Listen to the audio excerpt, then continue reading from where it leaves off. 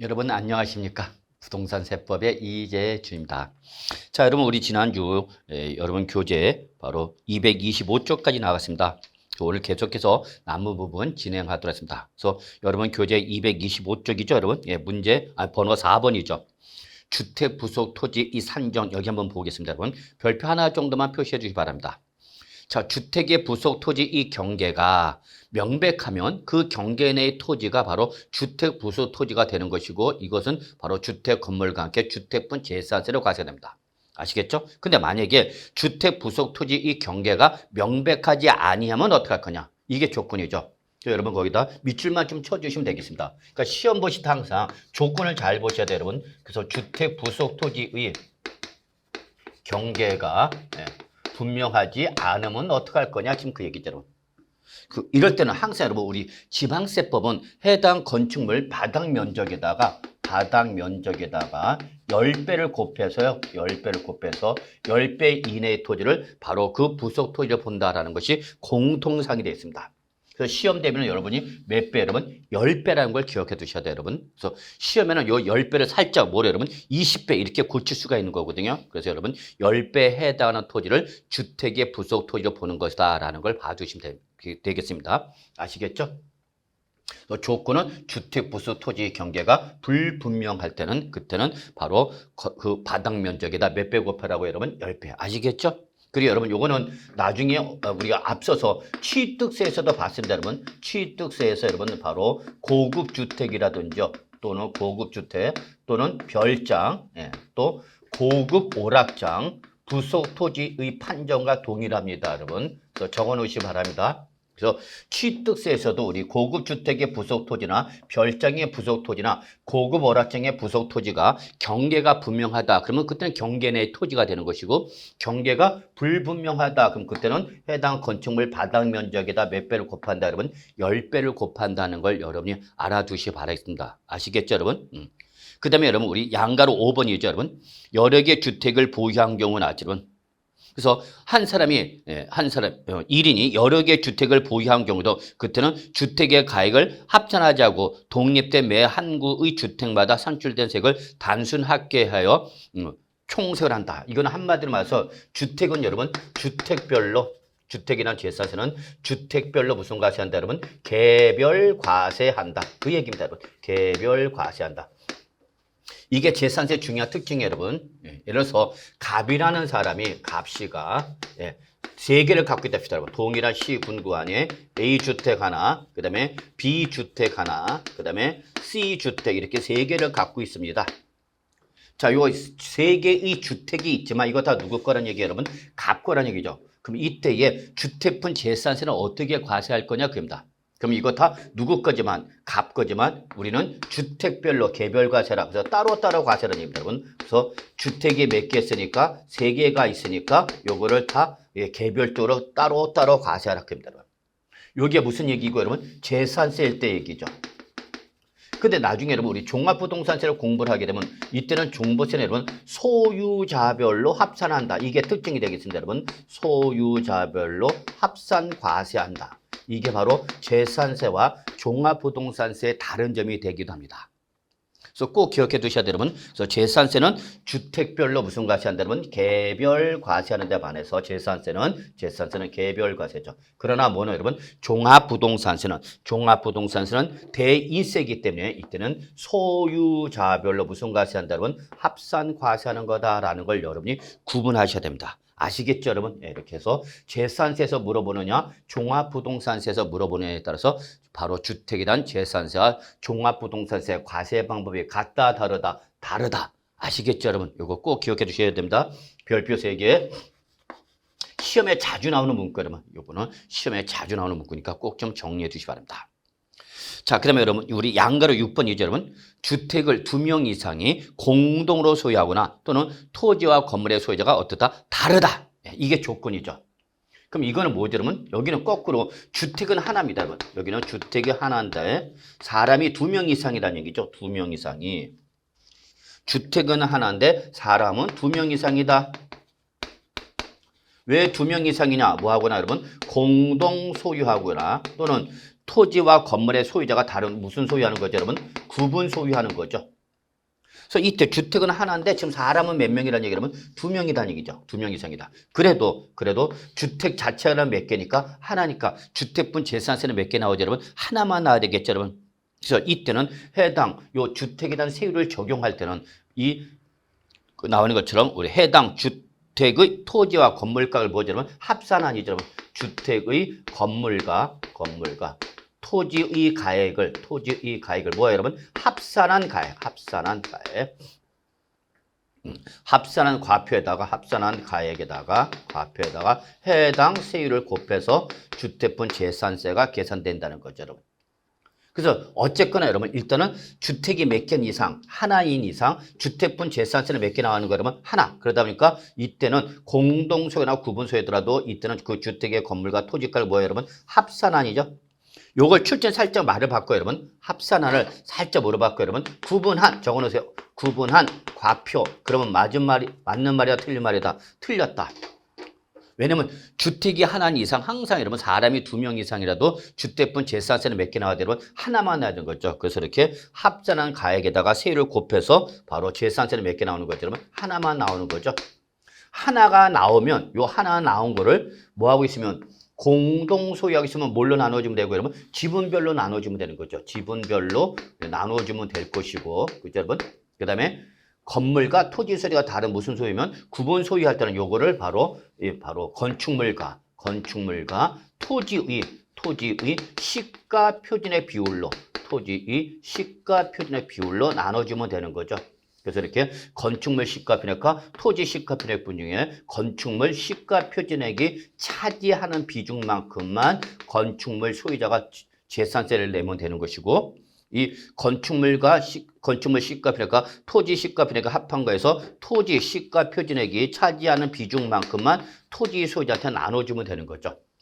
아시겠죠? 그래서 어쨌거나 주택이 몇 개니까 하나니까 재산세는 몇 개 나온다, 여러분? 하나만 나온다. 그게 중요한 거예요, 여러분. 그래서 주택의 건물과 토지 가액을 구분한 합산한 요게 키워드, 여러분. 합산한 과표에다가 가에다가 세율을 곱해서 산출세액이 몇 개 나오면 하나가 나오면 그거를 공동 소유하고 있다. 그럼 그때는 지분별로 나눠주면 되는 거고, 구분 소유하고 있다. 그럼 그때는 바로 건축물과 토지의 시가표준의 비율로 구분한 부분이 돼서 납세 의무를 이행하면 된다. 이렇게 되면 돼요. 정리하시면 되겠습니다. 아시겠죠, 여러분? 예, 여기서 역시 6번도 중요하네요, 여러분. 예. 자, 그다음에 7번 볼까요, 여러분? 다가구 주택이죠, 다가구 주택. 그럼 다가구 주택일 때는 재산세를 계산할 때는 여러분 우리 다가구 주택은 단독주택 몇 주택이죠? 여러분 1주택이죠. 그런데 재산세를 계산할 때는 이거를 우리 예를 들어서 여러분 우리 3층이다 볼까요, 여러분? 자, 주거용으로 사용하는 층수가 여러분 3개층이고요. 여기 5세대가 살고 있습니다. 5세대. 자, 다가구죠. 그러면 여러분 이 다가구 주택은 단독 주택이니까 무슨 가격이 나오죠, 여러분? 개별 주택 가격이 나오겠죠. 그러면 이때의 이 개별 주택 가격은 주택 건물은 물론 토지까지 전체에 대한 가격으로 나오는 거죠. 그럼 이 개별 주택 가격을 주택의 시가표로 끌고 오고 여기다가 공정시장가격으로 곱한 것이 과표가 되고 여기다 세율 곱해서 주택분 재산세는 몇 개 나오냐? 하나. 그래서 이렇게 통으로 계산하지 말고 그 얘기 하지 말고 다가구 주택일 때 재산세는 이 개별 주택 가격을 요 5세대가 살고 있죠. 그러면 5가구별로 나누라는 얘기입니다. 요거를 가구별로 5가구별로 나눠서 나눠진 그 가구별 요 가액에다가 각자의 누진세를 곱하는 거죠. 누진세를 곱해서 세액이 몇 개 나오는 거예요, 여러분? 5개가 나오겠죠. 왜? 따로따로 구분했으니까. 그래서 그걸 합한 금액이 바로 요 다가구 주택에 대한 재산세가 되는 것이다라는 걸 말씀드린 겁니다.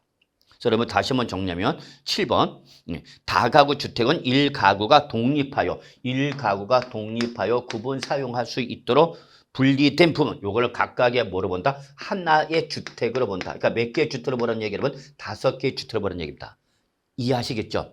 자, 다시 한번 다가구 주택은 건축법상 단독주택이니까 몇 주택을 분류하는 거면 1주택으로 분류를 하지만 재산세를 계산할 때는 이거를 1주택으로 보는 것이 아니라 5개의 주택으로 나눠서 따로따로 계산해서 그걸 합한 가액이 바로 주택분 재산세가 되는 거다라는 걸 말씀드린 겁니다.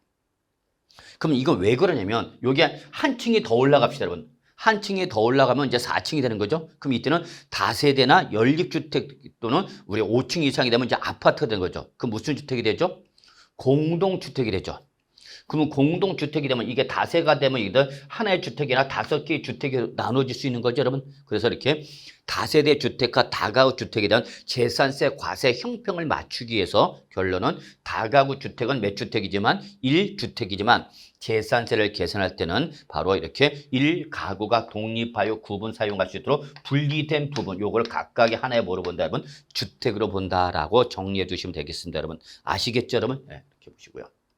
자, 그 다음에 여러분, 우리 책에는 제가 아직 찾지를 못했는데, 여러분, 여기 좀 추가 정리합시다. 8번, 이렇게 하나 좀 적어 놓으세요. 8번. 우리 기본적으로 요게 빠져있어요, 여러분. 뭐냐면, 겸용주택이 빠져있어요, 여러분. 겸용주택. 겸용주택이란 재산세, 요 내용이 빠져있기 때문에 요걸 조금 보충합시다.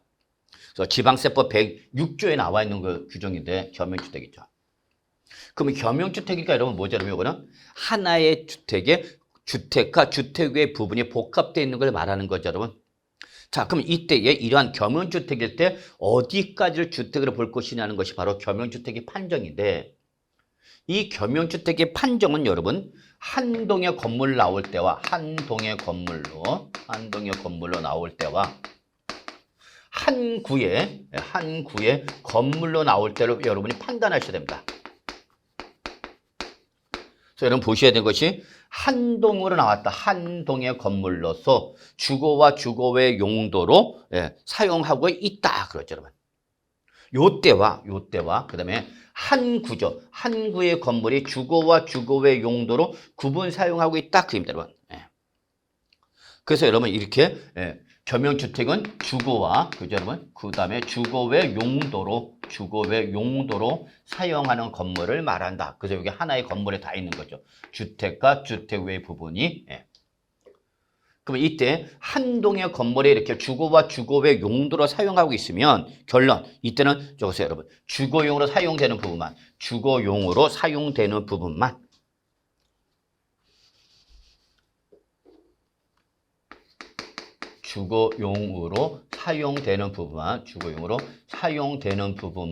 뭐로 본다, 여러분? 요것만 주택으로 본다.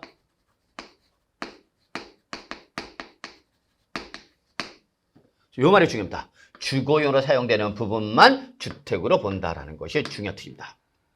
그러면 여러분 가끔가다 이렇게 또 물어보는 분이 계세요. 뭐라고 물어보면 아니 교수님 한 동은 뭐고 한 구는 뭡니까? 이런 분이 계세요, 여러분. 아니 참네. 한 동은 뭐예요, 여러분? 건물 전체가 한 동이지 뭐예요, 여러분?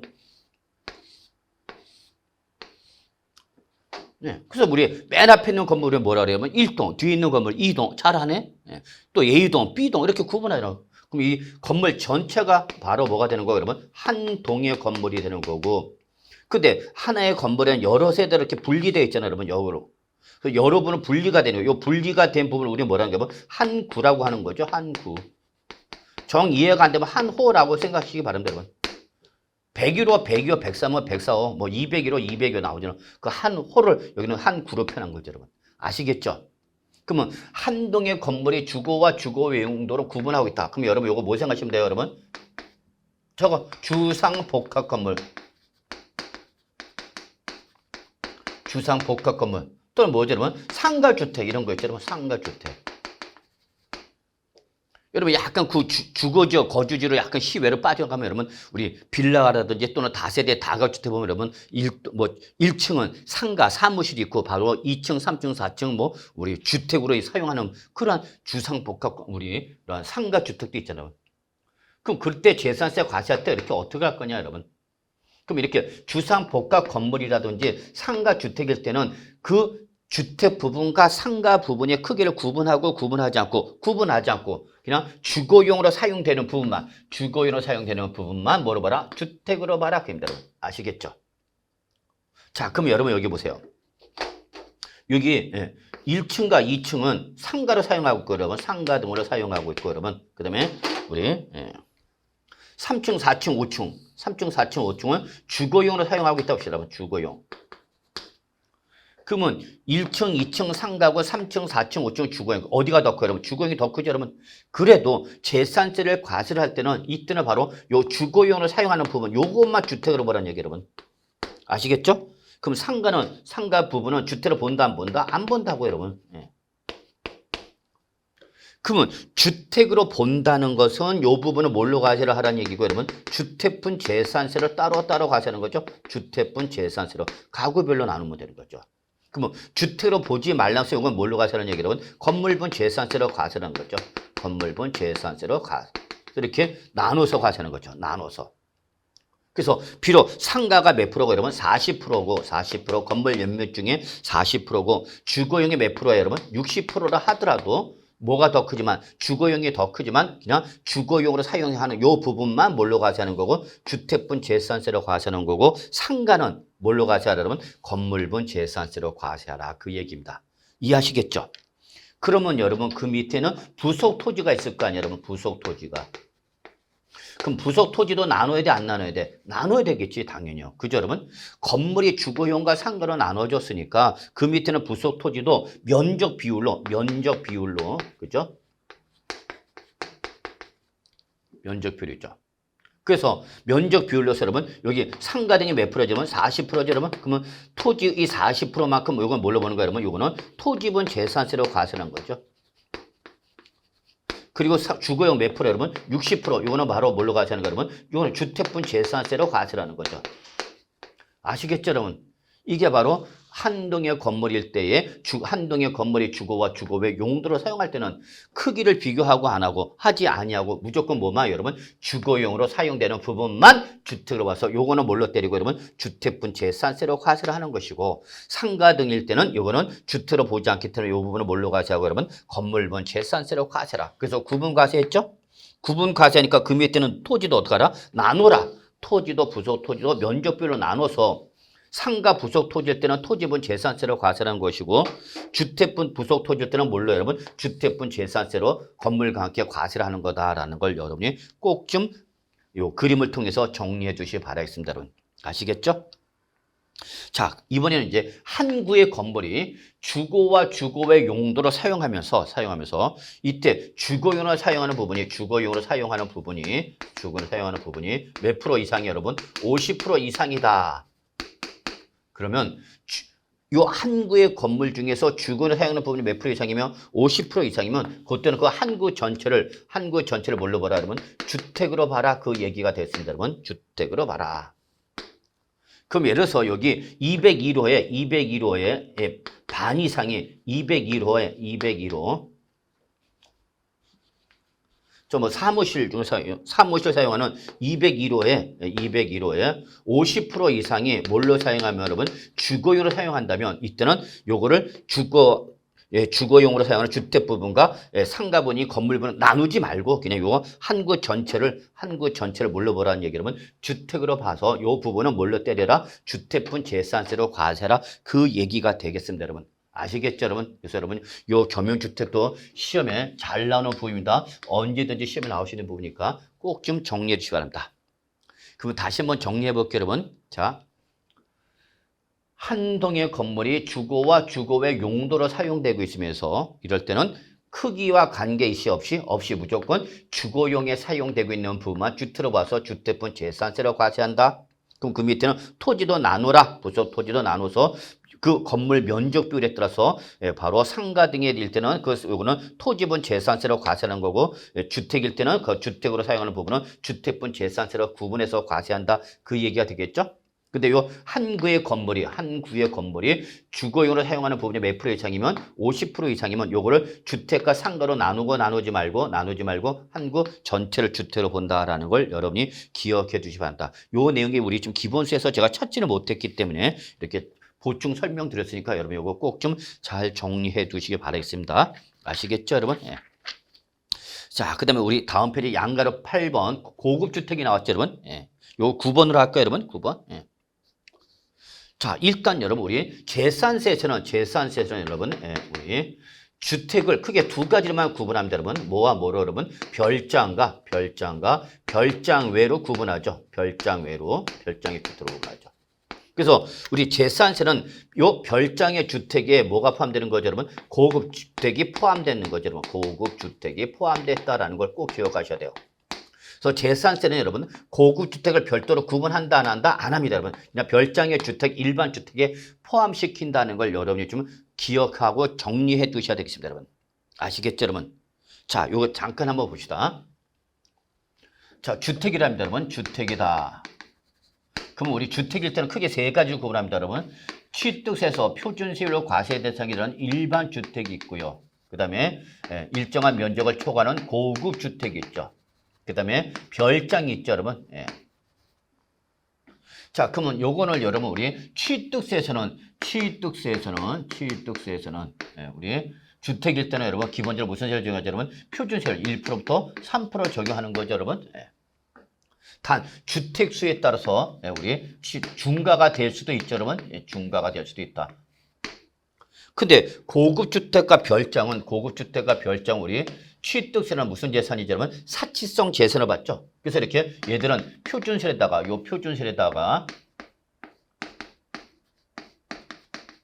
몇 프로로 여러분? 8%를 더한 세로 과세하는 거죠. 그래서 이렇게 고급 주택과 별장은 취득세에서 별도로 사치성 재산을 구분해서 남들보다 몇 프로 더한다, 여러분? 8% 과세한다, 그 얘기입니다, 여러분. 아시겠죠?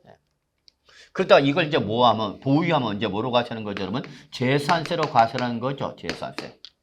재산세를 과세할 때는 여러분 일반 주택과 고급 주택 구분하고 안 하고 구분하지 아니하고 그냥 별도로 합쳐서 과세하는 거죠. 그래서 여기는 무슨 세율로 과세하죠, 여러분? 기본적으로 누진세율로 과세하죠. 근데 뭐는 별장은 별개로 구분하는 거죠. 별장만 별도로 구분해서 요 별장만 몇 프로 떼는 거 여러분? 4% 비례세로 과세가 되는 거죠. 아시겠죠, 여러분? 이거 꼭 기억해 두셔야 돼요, 여러분. 자, 그러다가 이제 이걸 우리 종합부동산세 과세 여부를 판단할 때 종합부동산세 과세를 할 때 재산세에서 누진세로 과세된 일반 주택과 고급 주택만 종합부동산세 과세 대상이 되는 거고요. 예, 별장은 종합부동산세 과세 대상에서 어떻게 한다, 여러분? 제외한다라는 걸 여러분이 꼭 기억하셔야 됩니다, 여러분. 예, 그래서 여러분 이렇게 주택은 그 주택의 규모나 용도에 따라서 일반 주택과 고급 주택과 별장을 구분하는데 취득세에서는 일반 주택 외의 고급 주택과 별장은 사치성으로 분류를 하기 때문에 남들보다 몇 프로 더하고 여러분 8%를 과세를 하는데 재산세에서는 우리 일반 주택과 고급 주택을 구분하고 안 하고 그냥 누진세로 과세가 되는데 반해서 별장만 4% 비례세로 과세가 된다라는 걸 꼭 기억해 두셨죠. 그러다 보니까 요 4% 비례세로 과세했던 별장은 종부세 과세 대상에 포함하고 제외하고 재산세에서 누진세로 과세된 일반 주택과 고급 주택만 종합부동산세 과세 대상이 되는 거다라는 걸 여러분이 꼭 좀 구분 정리해 두시기 바랐습니다, 여러분. 아시겠죠, 여러분? 예. 자, 그 다음에 이제 여러분 우리 선박과 항공기는 여러분 그냥 가볍게 눈으로만 보시면 되겠습니다. 예. 자, 그 다음에 이제 우리 225조 여러분 재산세 중과세율 갑시다. 재산세 중과세율. 아직까지 시험에는 한 번도 안 나왔어요, 여러분. 재산세 중과세는 시험에 한 번도 안 나왔기 때문에 여러분 뭐 이렇게 중요도는 없다라고 해도 뭐 가온이 알릴 겁니다. 그냥 가볍게 여러분 책 한 번만 읽어만 보시면 될 것 같아요, 여러분. 그냥 뭐 별표 표시도 안 합니다, 여러분. 그냥 어쨌거나 중과죠, 중과. 세율이 어떻게 되죠, 여러분? 무거워지는 거죠. 그래서 이때 재산세에서 여러분 중과세로 과세가 되는 것은요, 바로 우리 취득세 중과 대상이었던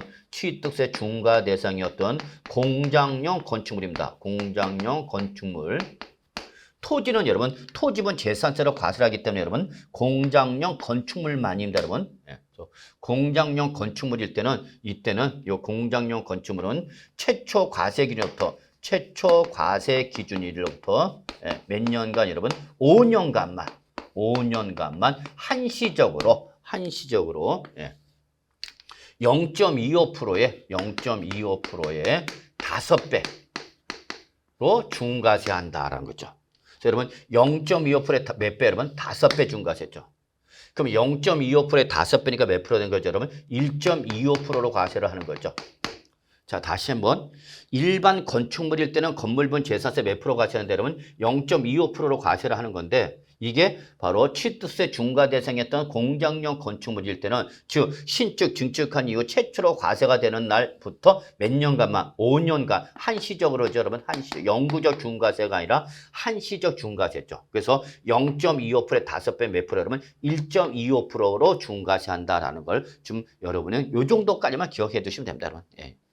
뭐 책에 나와 있는 내용 여러분 한번 그냥 가볍게 읽어만 보시면 되지 않을까 생각합니다, 여러분. 예. 자, 그래서 여러분 우리 교재 227쪽에 보신 거 여러분 과세 대상별 세율 나왔죠, 여러분 한번 눈으로 비교해 주시면 되지 않을까 생각이 됩니다. 자, 이렇게 보시고요, 여러분 이제 우리 229쪽에 여러분 역시 재산세 도시지역분이 나왔죠. 자, 아직까지 역시 시험에 한 번도 나온 적은 없습니다, 여러분. 도시지역분 요거 잠깐 한번 설명보려고.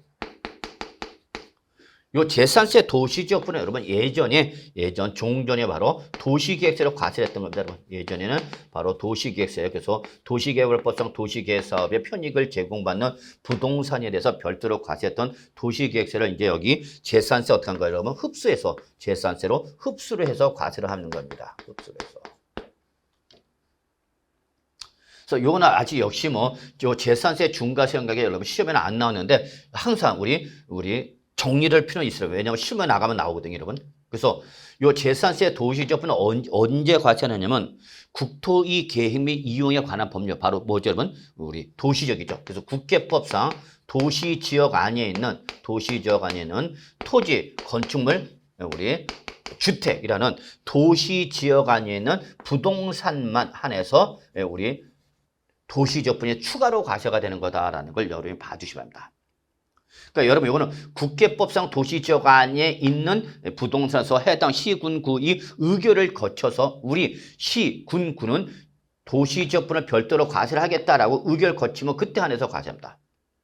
그러니까 이거는 도시지역 안에 있는 것만 과세하는 거기 때문에 농어촌 지역에 있는 부동산이다. 그러면 이때는 원칙적으로 도시지역분을 적용할 수가 없죠, 여러분.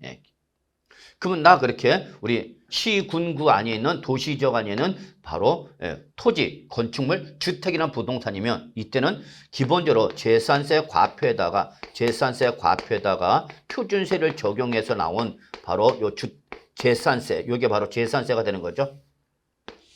일단 기본적으로 재산세가 나오면 여기다가 한 번 더 여러분 우리 도시지역에 있는 부동산일 때는 요 재산세 과표에다가 바로 0.14%를 기본 세율로 해서 0.14% 곱해서 요만큼을 도시지역분으로 별도로 또 추가하라 그입니다, 여러분. 여기다가 추가하라. 재산세에다가 요만큼을 더해서 과세하겠다 그 얘기입니다, 여러분. 그래서 한번이나 책에 있는 내용 여러분 눈으로만 읽어보시면 큰 무리는 없지 않을까 생각합니다, 여러분. 그래서 도시지역분일 때는 항상 재산세 과표에다가 0.14% 곱한 거다라는 걸 확인해 주시면 되겠습니다. 아시겠죠? 다만 모든 시군구가 이렇게 0.14%를 일률적 획일적으로 적용하는 것은 아니고요. 요 0.14%와 다른 세율로 과세를 해도 상관은 없습니다. 다른 세율로 과세할 수 있다. 0.14%가 아닌 다른 세율로 과세할 수 있다. 다만 다른 세율을 적용하되 0.23%를 초과는 하지 말합니다. 이걸 우리는 제한세율입니다. 0.23%를 초과하지 아니하는 범위 내에서는 0.14%가 아닌 다른 세율을 적용해도 좋다고 합니다. 그러니까 몇 프로 과세도 되고 0.1%로 과세도 되고 여러분. 그 다음에 0.2%로 과세도 좋고 0.23%로 과세도 좋다는 얘기 여러분. 그러나 0.23%까지만 과세를 할 수 있는 거고 이걸 초과는 할 수 있다 없다? 없다 그 얘기죠. 그래서 이는 해당 시군구에서 결정하면 되는 거다 그 얘기입니다, 여러분. 아시겠죠, 여러분? 그래서 항상 이 재산세 과세 대상인 부동산이 국계법상 도시지역 안에 토지, 건축물, 주택일 때는 기본적인 재산세에다가 이렇게 도시지역분이 추가로 된다. 도시지역분이 추가로 과세가 되는 거다라는 걸 여러분이 알고 계시길 바라겠습니다. 다만 이때 도시지역분을 몇 프로로 기본으로 하는데 0.14%로 하고 있는데 이때 모든 시군구가 0.14%를 일률적, 획일적으로 적용하는 것은 아니고 이거와 다른 세율을 적용할 수는 이때에 0.23%는 초과하지 마라 라는 것을 여러분이 바로 229쪽에 나와 있는 걸로 이렇게 정리해 두시면 되겠습니다. 나머지 내용은 여러분 한 번이나 가볍게 읽어봐 주시기 바라겠습니다. 여러분 아시겠죠? 네. 자, 그래서 여러분 230조 보시면 여러분 이런 말 나오죠, 여러분. 맨 위에 두째 줄. 그래서 지방자치단체장은 바로 위 세율, 즉 도시지역분 0.14%와 다른 0.23%를 초과하지 않는 범위에서 다르게 정할 수 있다, 없다? 있다. 예, 그래서 여러분 여기까지 좀 봐두시기 바라겠습니다. 아시겠죠, 여러분? 예. 자, 여기까지가 여러분 우리 본 내용이 되겠고요. 우리 이제 230조 이제 우리 재산세 부가징수로 좀 넘어가도록 하겠습니다. 재산세 부가징수. 결론부터 말하면 아주 중요한 부분이다라는 거죠. 지금부터 말하는 역시 우리 재산세 부가징수는 여러분 반드시 정리를 해 주셔야 되는 부분이 되겠습니다. 시험에 나온다라고 보셔야 됩니다. 시험에 나온다. 물론 개별 문제로도 나오겠지만 여러분 개별 문제로 못 나오면 여러분만 우리 종합 문제를 통해서라도 출제될 수 있는 부분이기 때문에 여러분이 꼭 좀 잘 정리해 두시기 바랍니다. 아시겠죠, 여러분? 자, 그래서 이제 지금부터 우리 재산세 부가징수 방법에 관련된 내용을 좀 같이 정리해 보도록 하겠습니다. 자, 재산세 부가징수에 여러분. 자, 결론. 별표 3개. 무지하게 중요하다. 무지하게 중요하다, 여러분. 잊지 마시기 바랍니다, 여러분. 자, 그래서 일단은 재산세 부가징수를 갈 때, 여러분, 일단 여러분이 먼저 정리하시고 반드시 외워야 할 시간적 기준 2가지겠습니다. 시간적 기준 2가지인데, 첫째가 바로 과세 기준이란 시간적 기준일까, 여러분. 그 다음에 두 번째가 재산세는 보통 징수 방법에서 부가징수를 하기 때문에 다시 이따 말씀드리겠지만 고지서가 날아갑니다. 그 고지서에 적힌 세액을 고지서에 적힌 날짜까지 납부를 해야 된다. 이게 바로 뭐냐? 납부기한이 되겠습니다, 여러분. 납부기한.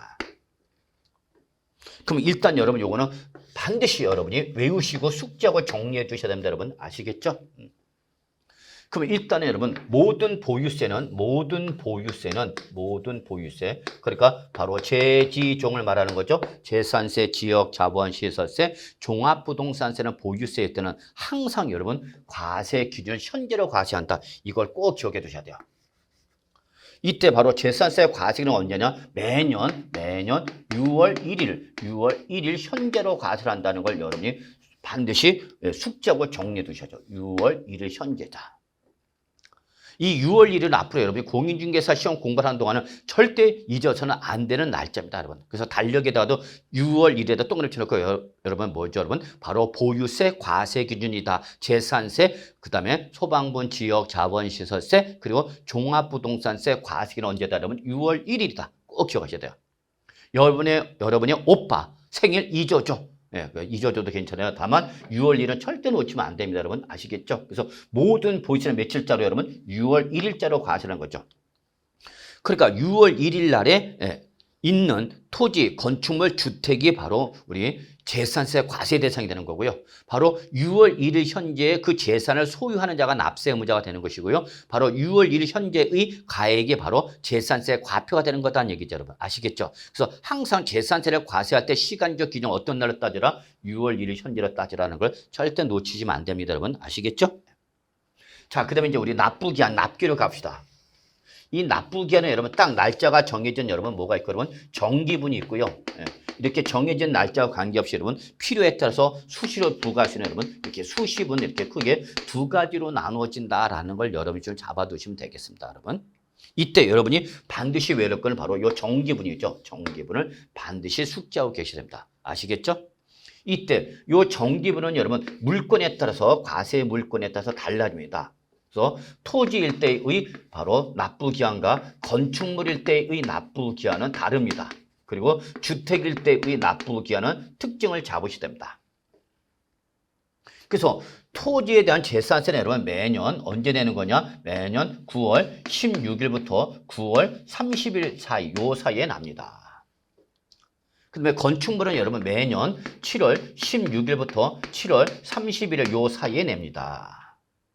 그래서 결론은 여러분 토지는 몇 월 달 낸다고 여러분 9월 달 냅니다. 근데 여러분 여기 16일부터 말일까지죠.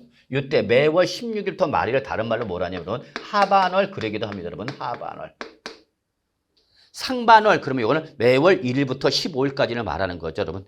그래서 이렇게 한 달을 상반월, 하반월로 구분할 수 있는데 이때의 재산세는 상반월이다, 하반월이다. 하반월이라는 걸 꼭 기억하셔야 돼요, 여러분. 하반월. 그다음에 건축물은 몇 월이죠, 여러분? 7월 역시 뭐죠, 여러분? 하반월이죠. 예, 그래서 바로 여러분은 요걸 반드시 숙지해야 되죠. 그래서 토지는 몇 월이고 여러분? 9월. 건축물은 몇 월? 7월이죠. 그래서 여러분 요걸 토구 건칠 하반월 이렇게 외우는 것도 나쁘진 않아요.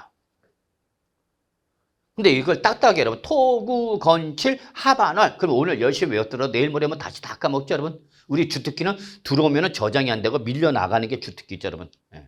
여러분 그래서 이거를 약간 여러분 외울 때 리듬을 타고 토구 건칠 하반월 요 이런 식으로 외우는 것도 나쁘지 않죠. 여러분은 뭐 노래방 가시는 거 엄청 좋아하신다면서요. 저는 뭐 노래방 가는 걸 정말 싫어하는데, 예, 이때 여러분 노래방 가서 노래 보시다 여러분 간주 중일 때, 예, 간주 중일 때 놀지 마시고요. 이때 바로 제산세 과세기는 6월 1일이고 우리 바로 낙두개는 뭐 여러분 오토그 건치 하반월요. 그러면 뭐 여러분 기계가 빰빠라 빵 하면서 그냥 왕년에 놀아보셨군요. 예, 그러면서 만점 줄 겁니다. 여러분 100점. 그래서 여러분 이걸 어떻게 한다면 오토그 건치 하반월 이렇게 외우시면 되지 않을까 생각합니다. 아시겠죠? 그래서 토지는 뭘로 가시하고 토지분 재산세로 가시는 거고 건물은 건물분 재산세 구분해서 가시는 거죠. 근데 문제는 주택이죠. 왜 주택이 문제죠? 주택은 건물과 토지를 구분하고 안 하고 통합해서 하나만 나오죠. 항상 주택분 재산은 건물과 토지를 통합하여 일괄 과세한다. 그래서 항상 재산세는 몇 개 나온다면 하나만 나오는 거죠. 그럼 이게 상가 건물과 토지일 때는 건물분 따로 토지분 따로 내면 되는데 주택 건물과 토지일 때는 주택분 재산세 한 번에 다 내야 되는 거죠. 그럼 오히려 세부담이 커지죠. 남들은 두 번에 나눠서 냈고 난 한 번에 다 내면 세부담이 커지죠. 그래서 요거를 일반 건물과 형평을 맞추기 위해서 역시 요 주택분 재산세 산출세계 반은 바로 7월 달에 한 번 내고요. 나머지 반은 언제 내라 그러면 9월 달에 나눠서 내라는 얘기죠. 그래서 이렇게 주택일 때는 주택분 재산세 산출세계 2분의 1은 언제 내고 여러분 건물 7월 달에 내고 나머지 2분의 1은 언제 낸다 여러분 9월 달에 이렇게 두 번은 나눠서 낸다는 걸 여러분이 꼭 기억하셔야 됩니다. 여러분 아시겠죠? 다만 이때 여러분 이 주택분 재산세가 얼마 이하면 20만 원 이하이다. 20만 원 이하다. 요 주택분 재산세가 얼마 나오면 여러분 20만 원 이하면 이렇게 7월 달과 9월 달로 번거롭게 나누지 말고 그냥 7월 한 번에 7월 하반월에 한꺼번에 부가 징수할 수 있다 없다? 있다라는 거죠, 여러분. 그래서 여러분 여기서 20만 원 이하일 때 주택분 재산세가 20만 원 이하일 때는 7월 달과 9월 달 두 번은 나누지 말고 그렇게 큰 금액 아니니까 그냥 7월 달에 한 번에 끝내자 그 얘기입니다, 여러분. 아시겠죠? 고지서도 두 번 보내지 않고 한 번을 보내고 여러분도 은행에 몇 번만 가면 되는 거 여러분 한 번만 가면 되는 거죠, 여러분. 물론 요즘은 이제 인터넷으로도 또 이렇게 전자신고 납부가 다 가능하기 때문에 뭐 큰 무리는 없겠지만 그래도 이렇게 큰 금액이 아닌 20만 원 이하 할 때는 7월 달과 9월 달 두 번은 나누지 말고 한꺼번에 일괄 부가 징수할 수 있다 없다? 있다라는 걸 여러분이 좀 봐두시기 바랍니다. 근데 여러분 이때 20만 원 이하일 때 7월 달에 일시 부가 징수할 수 있는 거 오로지 어딘지 여러분 바로 주택일 때만 정하는 거죠. 주택에 한해서만 정하는 겁니다, 여러분. 그러니까 토지분은 세액과 관계없이 무관합니다, 여러분. 무조건 언제죠, 여러분? 9월 하반월이죠. 그러니까 이걸 출전에 살짝 바꾸죠. 주택분 재산세가 20만 원 이하일 때 7월 달에 일시 부가 징수할 수 있는 거 이걸 살짝 뭐로 바꾸냐? 토지분 재산세가 20만 원 이하일 때는 7월 달에 일시에 부가 징수할 수 있다. 그럼 맞아 틀렸다. 토지분 재산세는 20만 원 이하더라도 무조건 언제 부가 징수한다 여러분? 9월 하반월에 부가 징수하는 거다라는 걸 잊지 마시기 바라겠습니다, 여러분. 아시겠죠? 네. 자, 그다음에 이제 여러분 우리 거기 수시분이 나왔죠? 네. 이렇게 정해진 날짜와 관계 이시 없이 그래서 여러분 이렇게 과세 대상이 누락이 된 거라든지 또는 위법 또는 착오 등으로 인하여 이미 부과한 세액을 변경하거나 수시 부과하여야 할 사유가 발생했을 때는 그 지방자치단체장은 이 정해진 날짜와 관계 이시 없이 수시로 부과 징수할 수 있다 없다? 있다라는 거 봐주시면 되겠습니다, 여러분. 아시겠죠, 여러분? 네. 자, 그 다음에 여러분 우리 재산세 누가 부과하는 거죠, 여러분? 바로 납세지에 관할 시장 군수가 부과하는 거죠. 이거 꼭 기억하셔야 돼요, 여러분. 납세지를 관할하는 시장 군수 구청장이 부과한다. 납세지에 관할 바로 시장, 군수 또는 구청장이 부과하는 거죠. 그래서 바로 기초지방자치단체 등이 부과하는 대표적인 지방세가 재산세다라죠. 그래서 재산세는 시, 군, 구 단위로 과세한다. 잊지 마세요. 이때 납세지는 어디냐라는 거죠, 여러분. 예, 그러면 이 부동산은 무조건 어디죠, 여러분? 소재지죠. 그래서 항상 여러분 다시 한번 강조할게요. 부동산에 대한 지방세 이 납세지를 물어보면 예외 이시 없이 어디가 되는 거다, 여러분? 소재지가 되는 거다라는 걸 꼭 기억해 두셔야 됩니다, 여러분. 아시겠죠? 예. 그래서 토지, 건축물, 주택은 물론 각각이 어디가 되는 거죠, 여러분? 소재지죠. 그래서 시, 군, 구를 달리하여 여러 곳의 부동산을 갖고 있더라도 무조건 소재지별로 가는 거다라는 걸 잊지 마세요. 다만 우리 선박과 항공기는 부동산이 아니라 뭐다 보니까 동산이다 보니까 예외적으로 이렇게 어떤 선적한 소재지라든지 또는 정치장 소재지를 확인할 수 없을 때는 마지막에는 소유자 주소지로 가죠. 그래서 동산일 때는 소유자 주소지로 가지만 부동산일 때는 절대 소유자 주소지로 가고 못 가고 오로지 어디로만 간다면 소재지로만 한다는 거 절대 놓치시면 안 됩니다, 여러분. 아시겠죠?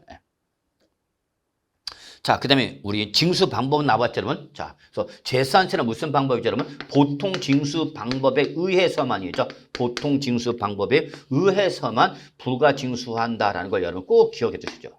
목숨 거래죠. 즉, 취득세나 등록 면허세는 원칙이 신고 납부고 신고 납부가 이루어지지 아니하면 그때 예외적으로 보통 징수로 가는 거죠. 그런데 재산세는 신고 납부가 없습니다. 오로지 뭐죠, 여러분? 보통 징수 방법밖에 없다는 것을 여러분이 꼭 기억해 두셔야죠. 그럼 여러분 신고 납부는 납세 의무자가 과세 표준과 세액을 계산해서 법에서 정하고 있는 신고 기한 내에 신고를 하고 납부를 해야 되는 거지만 보통 징수일 때 누가 계시는 거죠? 그렇죠? 과세권자가 세액을 계산해서 납세 고지서를 발송해서 바로 납부 기한 내에 징수를 하는 게 바로 뭐다 그러면 보통 징수인 거죠. 그래서 보통 징수는 항상 액션 누가 치는 거다 그러면 과세권자가 액션 취하는 거다라는 걸 절대 놓치면 안 되죠, 여러분. 과세권자가 액션 취하는 거다라는 거죠. 그래서 여러분 우리 231조 이내 여러분 그래서 재산세는 밑줄 여러분 시장 군수 구청장이 나오죠. 왜 나온 거죠, 여러분? 바로 재산세 과세권자죠. 그래서 시장 군수 구청장이 세액을 산정해서 보통 징수 방법에서 부가 징수한다라고 나왔죠, 여러분. 그럼 이렇게 보통 징수는 바로 과세권자인 시장 군수 구청장이 세액을 계산해서 여러분부터 뭘 보내죠, 여러분? 고지서를 보내는 거죠. 납세 고지서를 발송해서 세액을 징수하는 거죠. 이때 항상 보통 징수는 납세 고지서가 날아가는데요. 지방세는 납세 고지서를 하고요. 국세는 납부 고지서를 합니다. 어쨌거나 이렇게 재산세를 징수하고자 할 때는 뭐가 날아간다, 여러분? 고지서가 날아가는 거죠. 고지서가 날아가 된다. 그럼 이때에 이 고지서는 과세 물건별로 그래서 여러분 거기 토지, 건축물, 주택, 선박, 항공기 나왔죠. 밑줄 쳐주시고 저거 과세 대상별로 구분한 납세 고지서에 바로 과세 표준과 세액을 기재하여 밑줄 적어도 며칠 전까지는 납기 개시 5일 전까지는 납기 개시 5일 전까지는 어떻게 하라? 보내줘라 그 얘기죠. 그래서 최소 5일 전은 확보해줘라. 납기 개시 5일 전까지는 보내줘라 고지서를 아시겠죠, 여러분? 이때 고지서를 보낼 때 여러분 재산세, 토지분 재산세는 여러분 한 장으로 보내주랍니다. 토지에 대한 재산세는 한 장에 납세 고지서 보내라. 왜냐면 우리 토지분 재산세는 분리과세 토지, 별도합산과세 토지, 종합합산과세 토지로 구분해서 각각의 세율을 적용해서 나온 것이 바로 토지분 재산세가 되는 거죠. 이때에 그 토지에 대한 재산세는 이렇게 분리, 별도, 종합 이렇게 구분하는 것이 아니라 그냥 한 장으로 보내줘라. 그 얘기입니다. 한 장으로. 그 다음에 여러분 나머지 거기 건축물, 주택, 선박, 항공이나 여러분 과세 물건마다 따로따로 보내도 좋고 그 다음에 물건의 종류별로 묶어서 그래서 주택이면 주택, 건축물이면 건축, 토지면 토지 이렇게 죄송합니다. 토지면 죄송하죠. 주택이면 주택, 건축물이면 건축, 뭐 선박이면 선박, 항공기면 항공기 이렇게 물건의 종류별로 한 장의 고지서로 발송할 수도 있다라는 걸 여러분 눈으로만 보시면 되겠습니다. 여러분 아시겠죠? 그 다음에 여러분 우리 이때 고지서를 보내는데 이때에 바로 재산세 고지병이 징수할 세액이 얼마면 2,000원 미만이면 징수할 세액이 바로 2,000원 미만이면 징수를 하지 않겠다. 이걸 우리 뭐라 한다 여러분?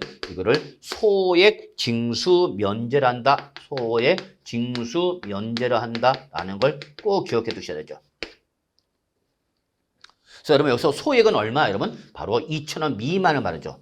2,000원은 잘 기억하시는데 미만을 놓칩니다 여러분. 그러니까 2,000원 미만일 때 징수를 안 하는 거니까 2,000원이면 징수를 해야 돼 안 해야 돼? 해야 되는 거죠 여러분. 해야 되는 거죠.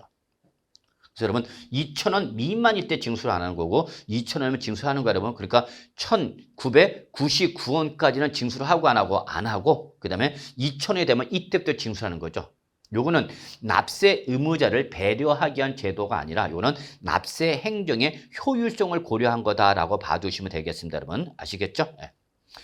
다만 이때에 요 2,000원 미만 여부를 따질 때는 2,000원 미만 여부를 따질 때는 재산세 고지서장에 병기 고지된세액을 포함한 제외한 금액이다. 그래서 병기 고지된 세액을 제외한 금액, 병기 고지된 세액을 뭐한 금액 여러분? 제외한 무슨 금액만 가지고 재산세만 가지고 2,000원 미만을 따져봐라 그 얘기입니다, 여러분. 그래서 병기 고지된 세액을 출제살자 포함한 이렇게 말을 바꿀 수 있어요, 여러분? 아니죠. 병기 고지된 세액을 제외한 재산세만 가지고 2,000원 미만을 따진다라는 걸 잊지 마시기 바랍니다, 여러분. 아시겠죠? 자, 그다음에 여러분 거기 신탁 재산에는 수탁자의 물적 납세 의무가 있죠, 여러분. 자, 여러분 원래 우리 신탁 재산은 원래 누구한테 납세 의무가 있는 거죠, 여러분? 위탁자한테 있는 거죠. 예. 위탁자한테 있는데 만약에 위탁자가 재산세와 체납 처분비를 체납해서 체납을 하여 다른 재산을 체납 처분해도 징수할 세액이 부족하다. 그러면 그때는 할 수 없이 그 누가 수탁자가 대신해서 본래의 납세는 위탁자를 대신해서 수탁자가 내는 거다라는 걸 잊지 마시기 바라겠습니다. 여러분 아시겠죠? 자, 그다음에 여러분 우리 232쪽에 여러분 신고 의무가 있죠. 여러분 신고 의무. 즉 우리 신고 문제는 아직까지 시험에 한 번도 안 나오는데 최근에 한 번 나온 적은 있는데 여러분 자 보죠. 다음 중 어느 하나 그게 바로 여러분 233쪽 박스 나왔죠. 여기에 해당하는 자는 여러분 과세 기준일로부터 며칠이네 여러분 15일 이내죠. 즉 6월 15일까지 그 증거 자료를 갖춰서 시장 군수 구청장한테 뭐예요 여러분 신고를 해야 되는 거죠. 신고하라. 그게 바로 뭐다 여러분 신고 의무죠 여러분. 자, 여러분 우리 다음 페이지 보시면 233쪽 보면 사유가 나왔죠. 1번 매매 등에서 재산의 소유권이 변동이 되거나 또는 과세 대상 자체의 변동 사유가 발생됐는데 뭐가 되지 않아서 6월 1일 이제 등기가 되지 않았을 때죠. 여러분 그래서 1번이 바로 과세 물건의 소유권 변동 등으로 인했음에도 불구하고 거기에 대한 6월 1일까지 뭐가 안 됐다 그러면 등기가 안 됐을 때에 그때는 누가 여러분 공부상의 소유자 밑줄 공부상의 소유자. 두 번째가 바로 뭐죠, 여러분? 상속은 개시가 됐는데 상속 개시했다는 6월 1일 현재 역시 상속 등기가 됐을 때 안 됐을 때죠, 여러분. 자, 세 번째가 바로 뭐죠, 여러분? 공부상으로는 개인명으로 되어 있지만 공부상은 개인인데 사실은 누구 거다, 여러분? 종중 거다는 얘기죠. 종중 거다. 그래서 이렇게 공부상과 사실상이 다른 거죠, 여러분. 네 번째가 바로 이제 우리 신탁법상 신탁재산일 때에 그 신탁재산에 대한 사실상의 소유자인 위탁자가 누군지 수탁자가 보고하라는 얘기죠. 자, 여기까지가 우리의 납세 문제에서 봤던 거죠, 여러분. 자, 그 다음에 여러분 5번과 6번을 여러분 묶으시고요. 그 5번은 바로 여러분 우리 1주택일 때, 1세대 1주택일 때 주택특례세율 적용하는 거죠, 여러분. 그 주택특례세율 1세대에 2주택 이상인데 2주택 이상이지만 나는 뭘 받고 있다 여러분? 주택특례세율 적용받고 있다 싶다. 주택특례세율 그래서 0.05%부터 0.35%까지 특례세를 적용받을 때에 그 주택수에서 제외된 주택이 있습니다. 예를 들어서 5년 이상 상속받은 지 5년 이상이 지나지 않았다. 5년이 경과되지 않은 주택일 때는 여러분 주택수 계산할 때 제외를 합니다. 이렇게 주택수를 계산할 때 주택수를 제외하던 주택을 갖고 있는 사람은 이렇게 1세대 1주택에서 주택특례세를 적용받을 때는 신고하라 그 얘기가 되어 있습니다, 여러분. 그 다음에 여섯 번째, 공부상과 현황과 사실상의 현황이 다르거나 또는 사실상 현황이 변경됐을 때에 그 사실상의 수는 어떻게 하라? 6월 15일까지 신고하라. 요거 잡으세요, 여러분. 6월 15일까지입니다. 6월 10일까지가 아니라라는 거 잊지 마시고요. 자, 그 다음에 뭐 과세대정의 직권 등재 비치 여러분 한번 보시면 되겠고요. 그 다음에 우리 재산세 세부담 상한이 있죠, 여러분. 마지막 세부담 상한. 역시 별표 하나 정도 좀 표시해 두시고요. 자, 우리 모든 재산세는 여러분 한 번 낸다, 매년 낸다. 매년 내는 거죠. 그러면 이때 매년 내는 요 해당 연도세액을 곧바로 고지서를 보내는 것이 아니라 이거를 직전 연도에 보낸 부과된 세액의 상한선을 초과하지 마라, 여러분. 초과하지 마라 그입니다. 초과하지 마라. 이게 바로 뭐다 여러분? 세부담의 상한선을 말합니다 여러분. 그래서 올해 세액이 나오면 곧바로 고지서를 보내는 것이 아니라 요거를 바로 직전 연도에 부과된 세액의 상한선을 따져서 요거를 초과하라 초과하지 마라. 초과하지 마라 그 얘기가 되겠습니다 여러분. 이때 여러분 요 상한선을 꼭 기억해 두셔야 돼요. 자, 원칙은 여러분 150%입니다. 150%. 그러면 작년에 부과된 세액이 100만 원이었다 가정해 봅시다. 그럼 올해 부과되는 세액은 요 100만 원의 150%는 얼마냐면 150만 원까지가 부과하시는 최대 세액이라는 얘기죠. 그럼 예를 들어서 올해 170만 원이 나왔다 봅시다. 170만 원.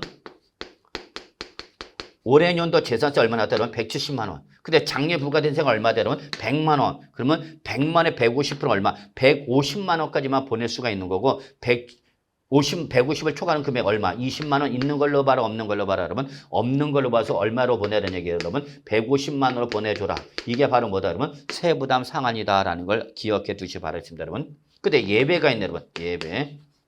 개인이 소유하는 주택일 때는 개인 소유하는 주택일 때는 이때는 주택의 공시 가격에 따라서 3억 이하 때는 105%, 3억 초과 6억 이하 때는 110%, 6억 초과하면 130% 적용합니다 여러분. 그래서 개인이 소유하는 주택일 때는 이렇게 주택의 공시가격에 따라서 105, 110, 130이죠. 그래서 주택은 높아도 몇 프로죠, 여러분? 130%죠. 근데 여러분 주의할 것이 2022년까지는 요 개인이 주택일 때는 물론이지만 법인이 소유하는 주택이죠, 여러분. 자, 그래서 법인이 소유하는 주택일 때는 이제 여러분 얘는 여기 150% 간다는 걸 기억해 주셔야 됩니다, 여러분. 그래서 개인 주택에 한해서만 주택이라도 개인이 소유하는 주택일 때 한해서만 105, 110, 130이 적용되는 거고 법인이 소유하는 주택일 때는 원칙 150% 간다는 걸 여러분이 꼭 좀 기억해 두시기 바라겠습니다, 여러분. 네, 이것이 바로 여러분이 세부담 상한선에서 정리해 두셔야 할 내용이 되겠습니다. 이 내용이 바로 234쪽까지 나와 있는 거죠, 여러분. 그 다음에 여러분 이제 우리 가산금은 여러분 우리 가산금은 우리 2023년 12월 말까지 적용하는데요. 요거는 우리 조세 총례 설명을 드렸기 때문에 일단 여기서는 생략하도록 하겠습니다, 여러분. 그 다음에 이제 우리 재산세는 여러분 부가세와 병기세가 있죠, 여러분. 그래서 여러분 교재 235페이지 보시면 바로 재산세 납세 문제는 물론 무조건 재산세 납부세에 대해서 20%를 뭐를 한번 더 낸다 그러면 지방교육세를 한번 더 내는 거다라는 걸 기억해 두시고요. 이때 병기세가 있죠. 병기세. 그래서 소방분 지역 자본시설세의 납기와 재산세의 납기가 같을 때는 이때는 재산세 납세의 고지서에 나란히 적어 밑줄 치세요 여러분. 나란히 적어. 이걸 우리는 뭐라냐? 병기랍니다 여러분. 병기. 변기가 아니라 병기가 되는 거죠, 여러분. 나란히 적어 고지할 수 있다. 여러분 밑줄 쳐. 할 수 있다는 무슨 규정이다, 여러분? 임의 규정이다라는 걸 알고 계셔야 됩니다, 여러분. 아시겠죠, 여러분? 네. 자, 여기까지를 해야 되겠네요, 여러분. 그래서 다음 페이지 236쪽에 물납과 분할 납부가 있는데 이건 다음 시간에 해야 되겠습니다, 여러분. 자, 그래서 이번 시간은 여기까지 하도록 하겠습니다.